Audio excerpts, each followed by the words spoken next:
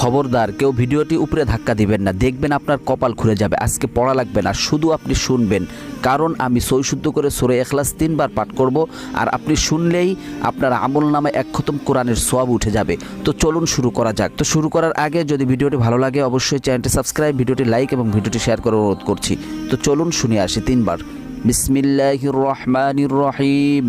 قل هو الله أحد الله الصمد لم يلد ولم يولد ولم يكن له كفوا أحد بسم الله الرحمن الرحيم قل هو الله أحد الله الصمد لم يلد ولم يولد ولم يكن له كفوا أحد بسم الله الرحمن الرحيم قل هو الله أحد الله الصمد لم يلد ولم يولد ولم يكن له كفوا أحد।